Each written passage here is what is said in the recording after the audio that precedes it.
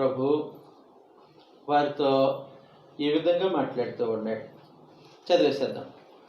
ప్రకటన గ్రంథం 2వ అధ్యాయం 10వ వచనంలో, నీవు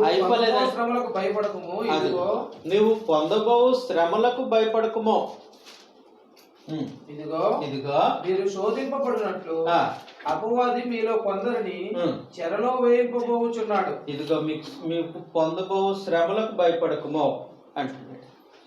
అంటే ఇంకా అయిపోలేదన్నమాట. ఇన్ని అనుభవిస్తున్నటువంటి స్మరణ స్థానిక సంఘానికి ప్రభు ఇస్తున్న సందేశం ఏంటంటే ఇంకా అయిపోలేదు, ఇంకా అయిపోలేదు. కొన్ని పొందారు, ఇంకా పొందాల్సినవి ఉన్నాయి అని, ఇంకా పొందవలసినవి ఉన్నాయి అని చెప్పేసి జాగ్రత్తగా సంగతిని ఆలోచన చేయాలి. స్మరణ సంఘం యొక్క పరిస్థితి ఇది. వాస్తవానికి స్మరణలో ఉన్న పరిశుద్ధుల యొక్క జీవితం అది అని ఏమంటున్నాడనంటే, ఇదిగో నీవు పొందబోయే శ్రమలకు భయపడుకో. ఇది చాలా ప్రాముఖ్యమండి. సువార్తలో ప్రభువైన యేసును గూర్చినటువంటి రక్షణ వార్తలో ఒక సంగతి దాగి ఉంది.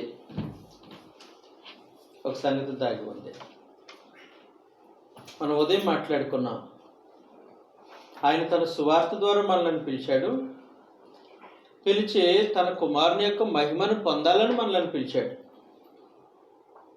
ఎలా దొరుకుతుంది మహిమ?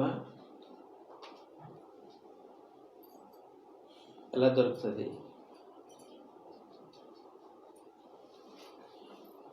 ఎలా దొరుకుతుంది అని అంటే అపోస్తుల కార్యాలు. పౌలు ఏ ఊరు వెళ్ళినా ఇలాంటి సువార్తను ప్రకటించాడు. మనం ఇరుగు పొరుగు వారికి మరి ఎలాంటి సువార్త ప్రకటిస్తున్నామో చదువుతాం ఒకసారి. అపోస్తుల కార్యగ్రంథం 14వ అధ్యాయం 22వ వచనంలో, శిష్యుల మనసులను దృఢపరిచి విశ్వాసమందు నిలకడగా ఉండవలనని అనేక శ్రమలను అనుభవించి మనము దేవుని రాజ్యములో ప్రవేశింపవలనని. ఎలాగా? అనేక శ్రమలను దేవుని రాజ్యంలో ప్రవేశింపవలనని వారిని హెచ్చరించారు. కాబట్టి దేవుని రాజ్యంలో ప్రవేశించడానికి అనేక శ్రమలు ఎదురవుతాయి. సువార్తలో ఈ సంగతి ఖచ్చితంగా చెప్పాలి.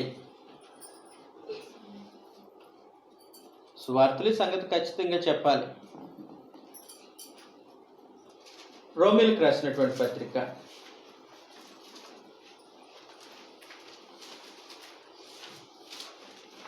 8వ అధ్యాయం 17వ వచనంలో, రోమీయులకు రాసిన పత్రిక 8వ అధ్యాయం 17వ వచనంలో, మనం పిల్లలమైతే వారసులము అనగా దేవుని వారసులము క్రీస్తుతో కూడా మహిమ పొందుటకు ఆయనతో శ్రమ పడిన ఎడల. ఎవరితో? ఆయనతో శ్రమ పడిన ఎడల క్రీస్తుతోటి వారసులు. కాబట్టి శ్రమ లేకుండా రాజ్యంలోనికి ప్రవేశం ఉండదు. శ్రమ లేకుండా ప్రభుతో పాటు వారసత్వం అనుభవించడానికి ఉండదు. శ్రమ లేకుండా ఆయనతో మహిమ పొందడం కూడా సాధ్యం. ఇది వాస్తవమైన సంగతి. నేను డిగ్రీ చదువుతున్నాను. అప్పుడు మేము ఒక స్థానిక సంఘంలో సభ్యులుగా ఉండేవాళ్ళం.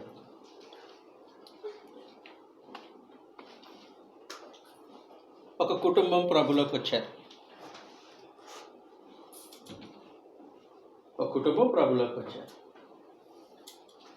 ఆయన ఫోటోగ్రఫీ వృత్తి చేస్తారు. ఆమె బ్యూటీషియన్. 2 పిల్లలు. వాళ్ళకి సువార్త విన్నారని అన్నారు. బాప్తిస్మం పొందారు వాళ్ళు. ఈ సంగతి తెలియదు వాళ్ళకి. ఈ సంగతి మరి ఎందుకు వచ్చావయ్యా? మా బతుకు బాగుపడుతుందని వచ్చాము. ఏం బాగుపడుతుంది? అంతకుముందు బిజినెస్ డల్గా ఉండేది, ఇప్పుడు బిజినెస్ రెట్టింపు అవుతుందని ఆశతో వచ్చాం. అలాగే సువార్త చెప్పాడు నీకు.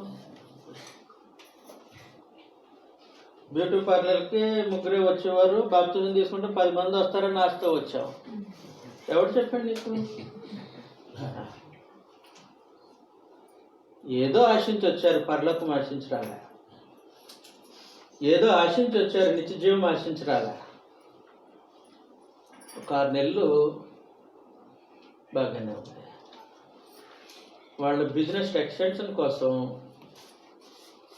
లేదంటే ఏదో భౌతికమైనటువంటి అవసరం ఏదో వచ్చింది వాళ్ళకి, దానికోసం డబ్బులు వెతుకులాట ప్రారంభించారు. డబ్బులు వెతుకులాట ప్రారంభిస్తే ఎవరు ఇవ్వలే. అప్పుడు సంఘనిధి మాకు ఇవ్వండి, మేము వ్యాపారం చేసుకొని మళ్ళీ ఇస్తామన్నారు. సంఘంలో పరిశుద్ధులు కానుకలు ఇవ్వండి, మేము వ్యాపారం చేసుకొని ఇస్తామన్నారు. సంఘం వ్యతిరేకించారు. మమ్మల్ని వ్యతిరేకిస్తారైతే మేము రాం అనేసి అయ్యమ్మ టెంకాయ పట్టుకొని మెట్లు ఎక్కడం ప్రారంభించింది. ఈయన నా కుటుంబం ఎలాగైపోయిందని నెత్తి బాదుకుంటూ ఏదో వెళ్ళామన్నట్టు ఒక డినామినేషన్కి అయ్యి సంతృప్తి పడడం ప్రారంభం. కుటుంబం చిన్న బంధమైంది. జరిగిన వాస్తవం. సువార్త విన్నారా? వినాల్సిన సువార్త విన్నారా? మభ్యపెట్టే మాటలు కదూ మీరు విన్నదే. మోసం చేసే మాటలు కదూ విన్నదే. సువార్తలో ఏముందనంటే అనేకమైన శ్రమను అనుభవించి, అంటే దేవుడు విడిచిపెట్టేస్తాడని కాదు, శ్రమలు వచ్చాయనంటే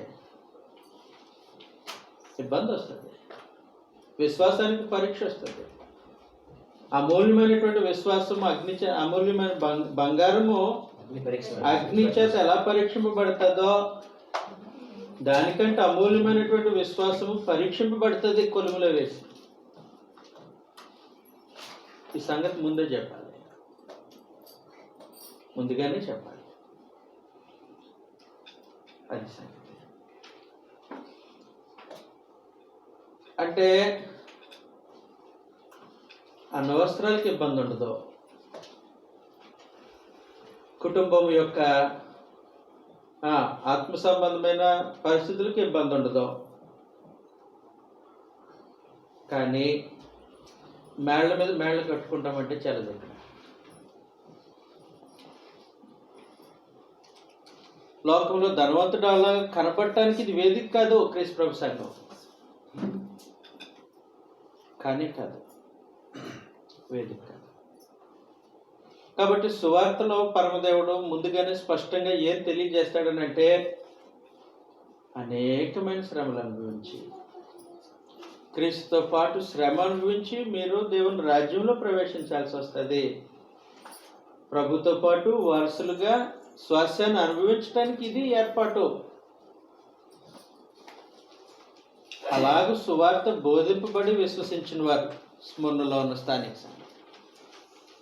కాబట్టి ప్రభు వారికి సంగతి స్పష్టంగా చెప్పేస్తున్నారు, అయిపోలేదు, మీకైతే ఇంకా ఉన్నాయి శ్రమలో అన్నాడు. స్మరణ స్థానిక సంఘం ఇంకా ఉన్నాయి. పొందబోవు శ్రమలకు నువ్వు భయపడొద్దు అన్నాడు. భయపడిన అవసరం లేదు. అంతేగాని ఇక్కడితో ఆగిపోతాయి అని చెప్పలేదు. ఇంతే మీకు అన్నలా. వాళ్ళు ఏం భాగ్యవంతులో, వాళ్ళు ఏం భాగ్యవంతులో. వాస్తవానికి స్మరణలో స్థానిక సంఘానికి ప్రభువైన యేసు సందేశం ఇచ్చినప్పుడు వాళ్ళల్లో ఏ లోపాన్ని ఎత్తి చూపించలేదు. అసలు లోపం లేదు వాళ్ళలో,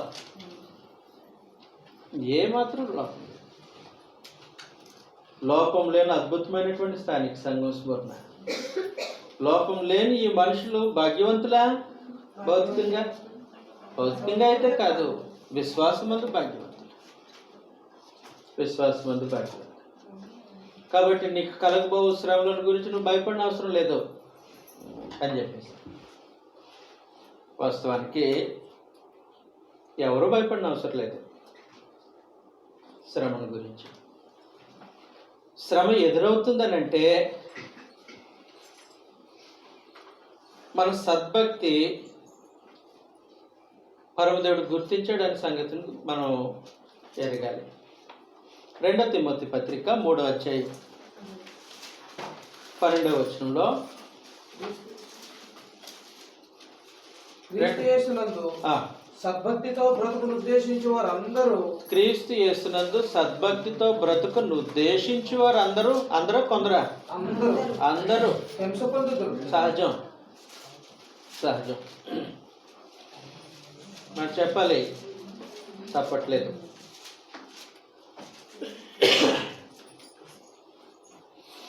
రెండు 2019 వరకు క్రైస్తవులను హింసించే దేశాల్లో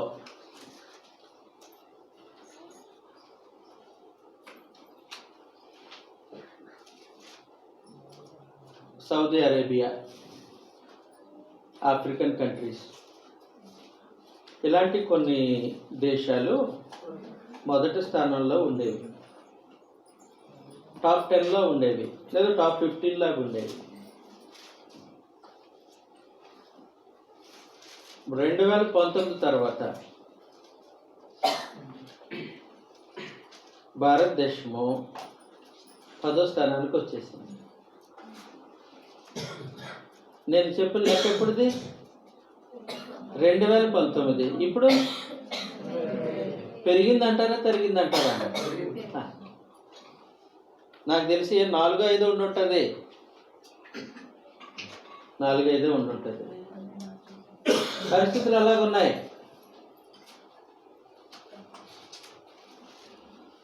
పరిస్థితులు అలాగుంటే భయపడాల్సిన పని లేదు.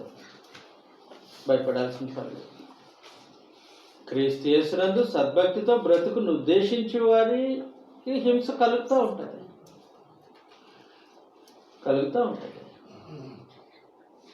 ఆయా స్థాయిని బట్టి, ఎదుర్కొనే పరిస్థితులను బట్టి కలుగుతూనే ఉంటుంది. భయపడవసరం లేదు. మనం ముందుగా బోధింపబడ్డాం, సువార్తలో ముందుగానే ఉపదేశింపబడ్డాం. శ్రమలు అనుభవించి దేవుని రాజ్యంలో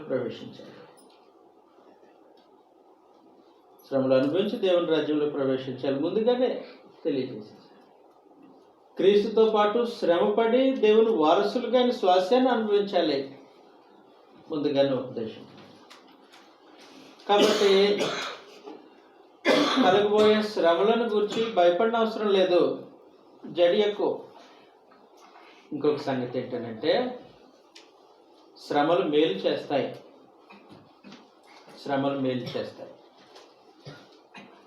మొదటగా శ్రమ, మనం ఇందాక మాట్లాడుకున్నట్టు, మన విశ్వాసం యొక్క నాణ్యతను బయలుపరుస్తుంది. మట్టిలో బంగారం ఉంది. ఆ బంగారం ఎంతకాలం మట్టిలో ఉన్నా దాన్ని మట్టినే పిలుస్తారని బంగారం అని ఎవడతాడు. ఎప్పుడైతే అది కొలుములో వేయబడి బంగారం ప్రత్యేకించబడిందో అప్పుడు దానిని బంగారం అని పిలుస్తారు. దానికంటే అమూల్యమైనది మన విశ్వాసము అని చెప్పాం. కాబట్టి అమూల్యమైనటువంటి విశ్వాసము బయలుపరచబడుతుంది. దేనిని బట్టి? శ్రమను బట్టి. ఇన్ని ప్రసంగాలు చేస్తున్నాను, ఇన్ని ఊర్లు తిరుగుతున్నటువంటి నాకు శ్రమ ఎదురవుతుంది తెలుస్తుంది అసలు నా భక్తి ఏంటో. అప్పటి వరకు ఇలాగా ఉంటాం. శ్రమ వచ్చిన తర్వాత అప్పుడు అసలు నాకు బయటపడుతుంది అనమాట. అసలు నేను విశ్వాసం ఉన్నవాడినా విశ్వాసం ఉన్నట్టు నటిస్తున్నాను ఆ రోజు తెలియదు.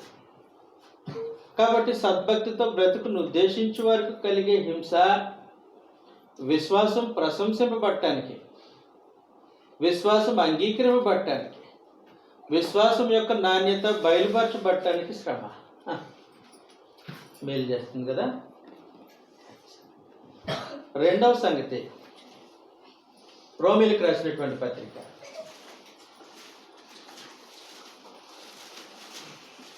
5వ అధ్యాయం. రోమీలకు రాసినటువంటి పత్రిక 5వ అధ్యాయం 3వ వచనంలో అంతేకాదు శ్రమ ఓర్పును, ఓర్పు పరీక్షను, పరీక్ష నిరీక్షణను కలుగుజేయనని ఎరిగి శ్రమల యందును అతిశయపడుతుంది. అదిగోండి, శ్రమ ఏం చేస్తుందంటే ఓర్పు కలిగిస్తుంది. ఓర్పు లేదా దీర్ఘశాంతము అనేది ఎవరి లక్షణం? దేవుని యొక్క లక్షణం. అది ప్రభు అయిన యేసుక్రీస్తు యొక్క లక్షణం. ఆయన యొక్క స్వభావం మనకు ఉందో లేదో ఎలా తెలుస్తుంది?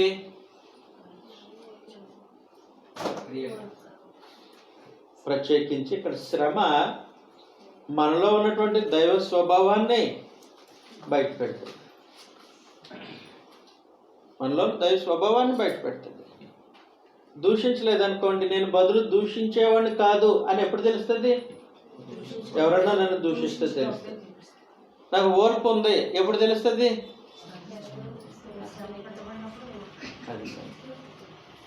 కాబట్టి శ్రమ ఏం చేస్తుందంటే ఓర్పు పరీక్ష నిరీక్షణను కలుగు చేస్తుంది. కాబట్టి శ్రమ హానికరం కాదు క్రైస్తవునికి. శ్రమ ఉపయోగపడుతుంది, మేలే శ్రమ. ఒక ప్రాముఖ్యమైన సంగతి, ప్రభు అయిన యేసు కూడా ఆయన దేహంలో శ్రమ పడ్డారు. ఆయన దేహంలో శ్రమ పడడాన్ని బట్టి ఆయన గురించి ఒక ప్రత్యేకమైనటువంటి సంగతి రాయబడింది. హెబ్రీయులకు రాసినటువంటి పత్రిక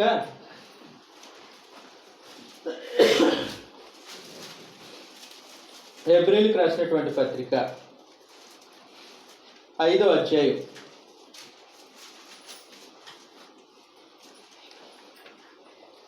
8వ వచనంలో, ఆయన కుమారుడై ఉండి తాను పొందిన శ్రమల వలన విధేయతను నేర్చుకొనెను. ఆయనే శ్రమల ద్వారా విధేయత నేర్చుకుంటే మరి మనం ఏ పట్టువాళ్ళం?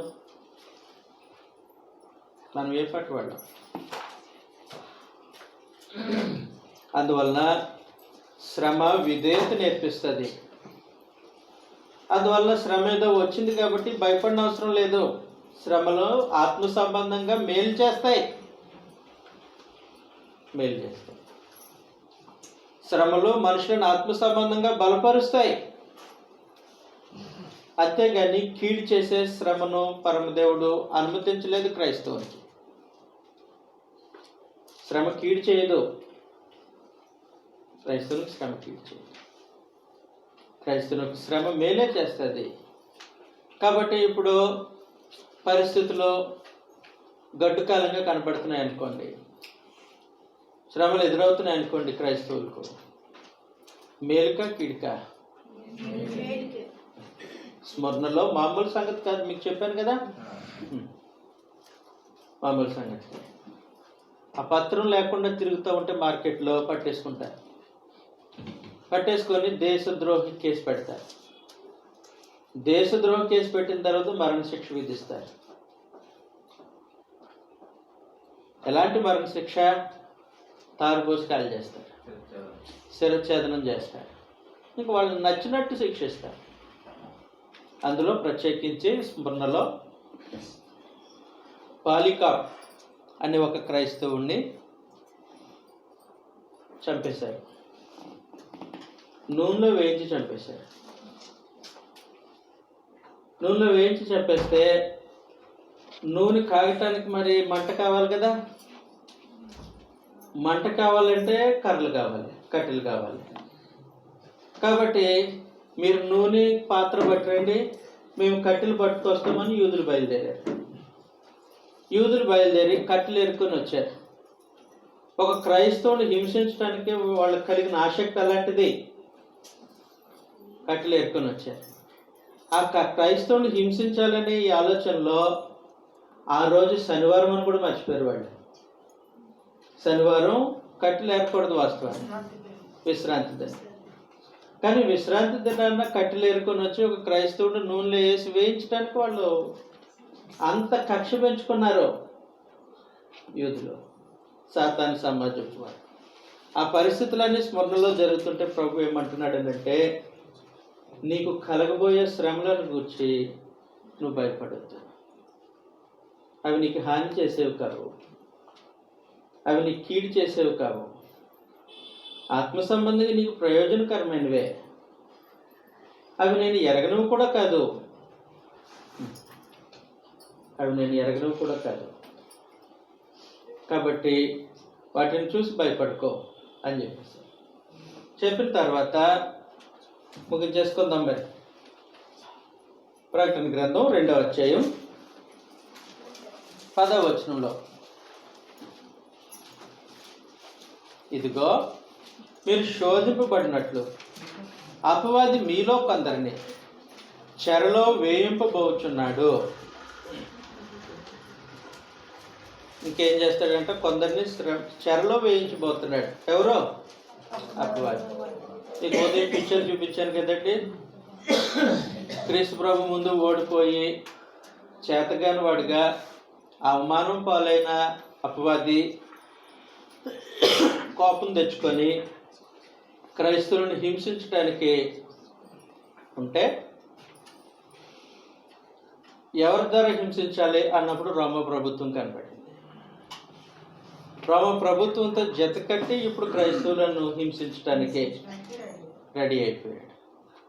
కాబట్టి ప్రభుత్వ గవర్నమెంట్ రూల్స్ అండ్ రెగ్యులేషన్స్ ప్రకారం ప్రభుత్వాన్ని తన ఆధ్వర్యంలోనికి తీసుకొని అదే ప్రభుత్వం చేత హింస పుట్టిస్తాడు అపవాది ఎత్తుగా. జాగ్రత్త గుర్తుపెట్టుకోండి, అపవాది దగ్గర 2 పాలసీలు ఉంటాయి ఇప్పుడు కూడా. ఒకటి, అబద్ధం చెప్పి మోసం చేసేస్తాడు. దానికి కూడా పడలేదు, హింసతో బెదిరిస్తాడు. దానికి కూడా పడలేదు, ఓడిపోతాడు. ఎవరో తోక ముడుచుకోండి. కాబట్టి ఇప్పుడు స్మరణ స్థానిక సంఘంలో మొదటిది ప్రయోగించి ఉండొచ్చు. ఏంటి? పప్పులు ఉడకలేదు. ఇప్పుడు 2వ బాణం వేస్తున్నాడు. ఏంటది? హింసతో భయపెడతాం. ప్రభు అంటున్నాడు, మీరు భయపడిన అవసరం లేదు. వాడు మిమ్మల్ని హింసించడానికి, మిమ్మల్ని చెరలో వేయటానికి కొంతమందిని స్కెచ్ చేస్తున్నా. మీరు భయపడిన అవసరం లేదు. అది సరే. అపవాది మిమ్మల్ని కొందరిని చెరలో వేయింపబోతున్నాడు. నాకు తెలుసు, భవిష్యత్తు తెలుసు. మీ భవిష్యత్తు, ఎవరి భవిష్యత్తు? స్మరణ సంఘం యొక్క భవిష్యత్తు ప్రభు చూస్తున్నాడు. మీకు కలిగే శ్రమలు, నాకు కలిగిన శ్రమలు తెలుసు, కలగబోతున్నాయి కూడా నాకు తెలుస్తున్నాయి. మీకు ఇప్పుడు కలిగిన దోషం తెలుసు, కలగబోతున్న చెరసాల నాకు కనబడుతుంది. మరి ఏం చేయమంటావు ప్రభు? అది కదా ప్రశ్న. ఏం చేయాలి? స్మరణ స్థానిక సంఘం ఏం చేయాలి?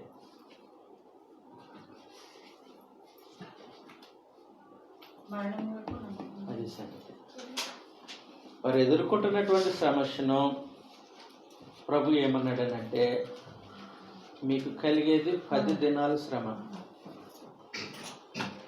10 దినాల శ్రమ. 10 దినాల శ్రమ అంటే పరిపూర్ణమైన శ్రమే. తగ్గించుకోవటానికి ఏమి ఉండదు, తప్పించుకోవటానికి కూడా ఉండదు. పరిపూర్ణమైన శ్రమే. కానీ నిత్యత్వంతో పోలిస్తే అది చాలా తక్కువ. 10 దినాల శ్రమ కలుగును అని అన్నట్టు. మీకు ఇస్సాక్ గారు వివాహం సంగతి తెలుసు కదండి. అబ్రహాం కుమారుడు. అబ్రహాము ఇంట్లో దాసుడి పేరు ఏం పేరు? ఎలియాజరు. ఎలియాజరు రెబ్కా గారి ఇంటికి వెళ్ళాడు. అమ్మాయిని చూశాడు. నా యజమానుడి కుమారుడుకు, అంటే మా చిన్న యజమాని గారికి భారీగా రెబ్కాను తీసుకెళ్తానండి అన్నాడు. అప్పుడు ఆ ఇంటి వాళ్ళు ఏమన్నారనంటే, ఒక 10 రోజుల నుంచి పంపిస్తాం అన్నారు. 10 రోజులు అంటే అర్థం ఏంటి? అక్కడ శాశ్వతంగా జీవితకాలం అక్కడ ఉండటానికి ఆమె వెళ్తుంది. అక్కడ ఉండే సమయంతో పోలిస్తే కొద్దిది ఏంటి, 10 రోజులు ఇక్కడ ఉండి పంపించండి అన్నారు. చదువుతాం ఈ మాట. ఆదికాండం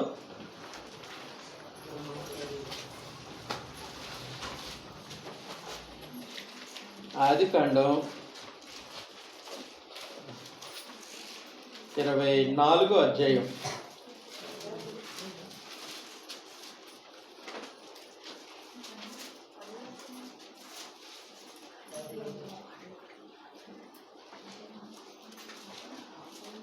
యాభై 55వ వచనంలో ఆమె సహోదరుడును ఆమె తల్లియు ఈ చిన్నదాన్ని 10 దినములైనను మా యొద్ద ఉంచుము.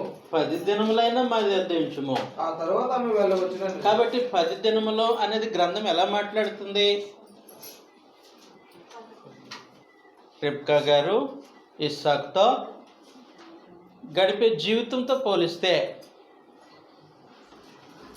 ఆమె తమ పుట్టింటిలో ఉండే రోజులు 10 దినాలు, అంటే కొద్ది కాలం ఇక్కడి నుంచి పంపించేస్తాం అని. కాబట్టి ప్రభు ఏమంటున్నాడనంటే, 10 దినములు మీకు శ్రమ కలుగును అని అంటే అది పెద్ద సంగతి ఏం కాదు ప్రభు దృష్టిలో. నిత్యత్వాన్ని స్మృతిలో స్థానిక సంఘము ప్రభుతో పాటు దేవునితో పాటు అనుభవించే ఆ ఉన్నతమైనటువంటి స్థితితో పోలిస్తే ఈ శ్రమలో భూమి మీద వారు ఎదుర్కొంటున్నటువంటి కష్టం, దూషణ ఏ పాటివి? 10 దినాలు. 10 దినాలు. కాబట్టి స్మరణ స్థానిక సంఘానికి ప్రభు ఇస్తున్న సందేశం, 10 దినాలు నీకు శ్రమ కలుగును. 10 దినాలు అంటే వారంలో 7 రోజులు ప్లస్ ఇంకొక 3 రోజులు 10 కాదు. 10 దినములు అనేవి భూనివాసం, భూమి మీద బ్రతికే కాలం. నిత్యత్వంలోకి ప్రవేశించడానికి ముందు భూమి మీద బ్రతికి ఈ కొద్ది కాలం 10 దినాలు, మరణం వరకు. అది సంగతి. నా సోదరు మాట్లాడారు కదా, మరణం వరకు నమ్మకంగా ఉండుము. 10 దినాలు నీకు శ్రమ కలుగుతాయి, మరణం వరకు నమ్మకంగా ఉండము. అది సంగతి. కాబట్టి స్మరణ స్థానిక సంఘానికి ప్రభు ఇస్తున్నటువంటి సందేశము మనకి చదువుతూ ఉన్నప్పుడు ఎలాగ అనిపిస్తుంది అని అంటే, కషాయం తాగినట్టు అనిపిస్తుంది. కషాయం కడుపుకు మంచిది, ఆరోగ్యానికి మంచిది. అలాగే స్మరణ స్థానిక సంఘానికి ఇవ్వబడినటువంటి సందేశం మనం ధ్యానించడం మన ఆత్మ సంబంధమైన జీవితానికి క్షేమం. అన్ని శ్రమలో ఉన్నాయి, అన్ని ఇబ్బందుల గురించి మాట్లాడదు అన్ని. అవును, ఇంకా మనం చూడాల్సిన సంగతి ఏంటంటే, మనకంటే స్మరణ స్థానిక సంఘం చాలా గొప్పగా ఉన్నారు. మీ ఊరి కోసం కాదు, మా ఊరి సంగతి. మా ఊర్లో మా స్థానిక సంఘం కంటే స్మరణలో ఉన్న స్థానిక సంఘం ఎంతో హెచ్చుగా ఉన్నారు. ఏ లోపం లేదు. శ్రమలో, దూషణ, దారిద్ర్యతను కూడా ఎదుర్కొంటున్నారు.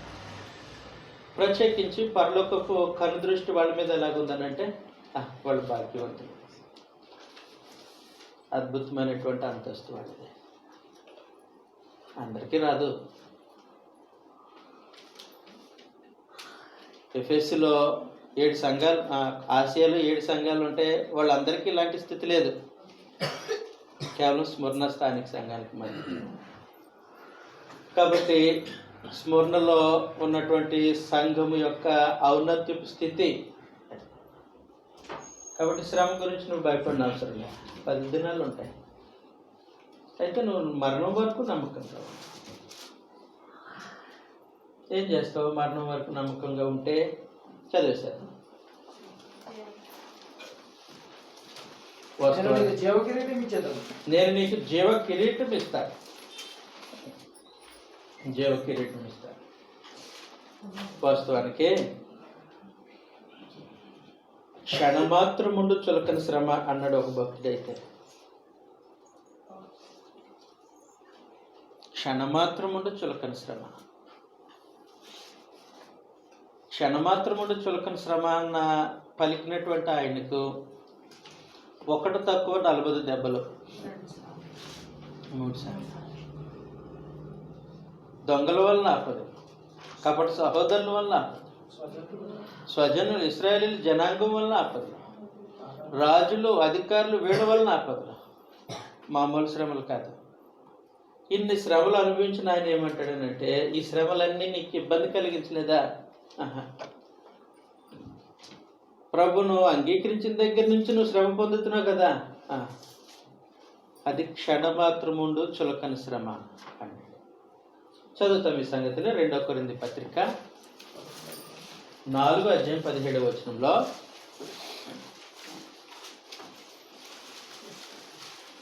మేము దృశ్యమైన వాటిని చూడక అదృశ్యమైన వాటినే నిదానించి చూచుచున్నాము కనుక క్షణమాత్రముండు మా చులకని శ్రమ మా కొరకు అంతకంతకు ఎక్కువగా నిత్యమైన మహిమ భారము కలుగు చేయుచున్నది. కాబట్టి క్షణమాత్రముండు చులకని శ్రమ అంతకంతకు నిత్యమైన మహిమ భారము కలుగు చేస్తూ ఉంది అంటూ ఉన్నాడు. కాబట్టి భూమి మీద మనం అనుభవించే శ్రమలు పెద్ద కష్టమేం కాదు. దయచేసి శ్రమలను ఇబ్బందిగా భావించే అవసరం లేదు. మురణకు వచ్చినటువంటి శ్రమలు మనకు అసలే రాలే.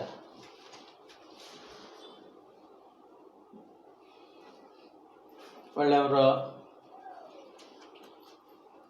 ఎక్కడో ఎవరో కామెంట్ చేశారు, మనం ఇక్కడ ఇది అయిపోతుంది. అవసరం ఉండదు.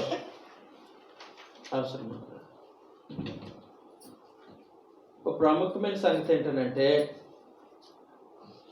ఆ స్థాయిలో శ్రమలు అనుభవించడానికి మన స్తోమత సరిపడదు. అంత ఆత్మ సంబంధంగా పరిపూర్ణత మనం పొందలేదేమో అనిపిస్తూ ఉంటారు. స్మరణ పక్కన మనం నిలబడలేమేమో.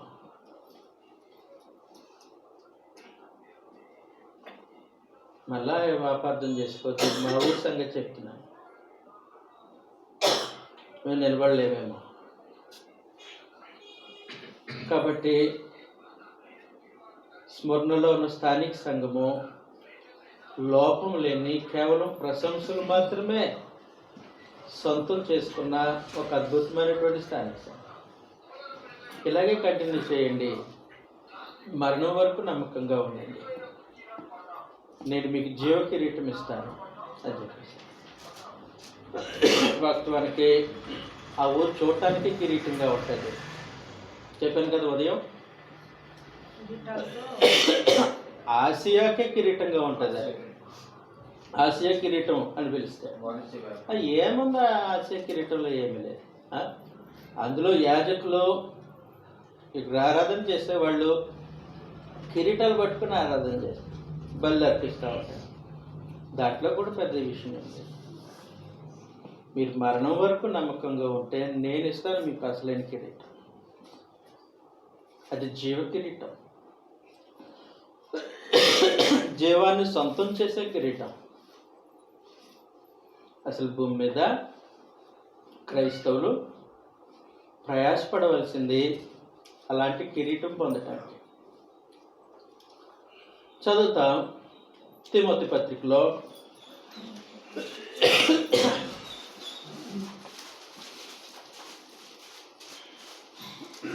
2 తిమోతి పత్రిక 2వ అధ్యాయం 3వ వచనంలో నుండి 2 తిమోతి మంచి సైనికుడి వలె, క్రీస్తు యేసు యొక్క మంచి సైనికుని వలె నాతో కూడా శ్రమ అనుభవించుము. సైనికుడు శ్రమ అనుభవించాలా? నాతో కూడా అంటున్నాడు. ఆయన ఆల్రెడీ అనుభవిస్తున్నాడు. ఇంకొక యవనస్తుడితో చెప్తున్నాడు, నాతో కూడా శ్రమ అనుభవించు. సైనికుడు ఎవడును యుద్ధములకు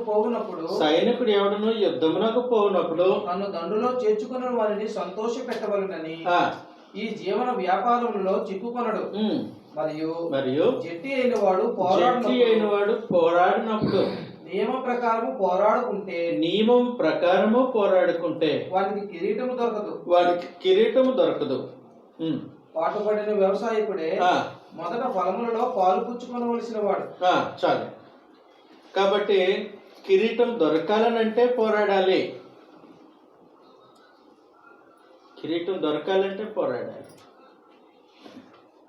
ప్రత్యేకించి ఈ కిరీటము స్టెఫనోస్. కిరీటాలు 2 రకాలు ఉంటాయి. ఒకటి రాజు కిరీటము, 2 విజయ కిరీటం. రాజు కిరీటం గురించి మాట్లాడలే, విజయ కిరీటం గురించి మాట్లాడతారు. మీరు ఒలింపిక్స్ గేమ్స్ చూస్తుంటారు కదా. ఒలింపిక్స్లో గెలిచిన వానికి అందులో 3 ఉంటారు. First, second, third. అందులో ఫస్ట్ వాడికి మాత్రమే కిరీటం పెడతారు. కిరీటం పెట్టి గోల్డ్ మెడల్. అలాగూ గెలిచిన వానికి, శ్రమలను గెలిచిన వానికి, దోషాన్ని గెలిచిన వానికి ఆయన ఏమంటున్నాడు అంటే, మరణం వరకు నమ్మకంగా ఉన్నప్పుడు నేను కిరీటం ఇస్తాను అని. అది జీవ కిరీటం. ఎన్నున్నాయి, ఎంతమంది ఉన్నారో అన్ని ఉంటాయి. ఎంతమంది గెలుస్తారో గెలిచిన ప్రతి ఒక్కరికి ఇవ్వటానికి సిద్ధంగా ఉన్నాయి. కాబట్టి ఈయన ఏమంటున్నాడు అంటే, నాతో పాటు నీకు కూడా కిరీటం రావాలి కాబట్టి నాతో పాటు నువ్వు కూడా పోరాడు అంటున్నాడు. అసలు నువ్వు పోరాడేవా? చదువుతావు. 2వ తిమోతి పత్రికలోనే 4వ అధ్యాయం 7వ వచనంలో, మంచి పోరాటము పోరాడి తిని నా పరుగు కడముట్టించి తిని విశ్వాసమును కాపాడుకుంటుని ఇక మీదట నా కొరకు నీతి కిరీటము ఉంచబడి ఉన్నది. ఆ దినమందు నీతి గల న్యాయాధిపతి అయిన ప్రభువు అది నాకును నాకు మాత్రమే కాకుండా అది సంగతి నాకు మాత్రమే కాకుండా తన ప్రత్యక్షతను అపేక్షించు వారు అందరికీ అనుగ్రహించును. అది సార్. కాబట్టి మరణం వరకు నమ్మకంగా ఉంటే జీవ కిరీటం ఇస్తారు.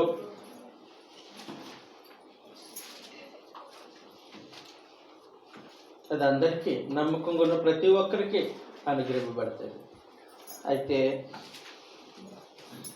చెప్పాను కదండి, కషాయంలాగా ఉంటుంది స్మరణకి ఇచ్చిన సందేశం. ఎవరు వినగలరు?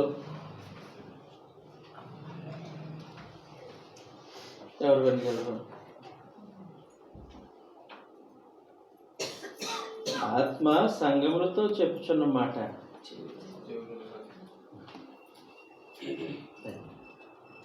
వినే చెవి లేకపోతే స్మరణ యొక్క సందేశం కష్టంగా ఉంటుంది. అన్ని శ్రమలే, అన్ని ఇబ్బందులే. ఎక్కడైనా ఈరోజు మాకు ఆశీర్వాదం వచనమైనా కనబడుతుందేమో. డినామినేషన్ చూస్తారు కదండి, స్లిప్ ఇస్తారు, దాన్ని ఏమంటారు? వాగ్దానం. అలాంటిది ఏదైనా ఒక వచనం పడుతుందేమో. పడదో మన స్థానిక సంఘంలో చర్చించిన. అయినా సరే మనం వినాలి. ఆత్మ సంఘములతో చెప్పుచున్న మాట చెవి గలవాడు వినుగాక అని సంగతిని స్మరణ స్థానిక సంఘానికి ఇవ్వబడినటువంటి సంగతిని ముగించారు.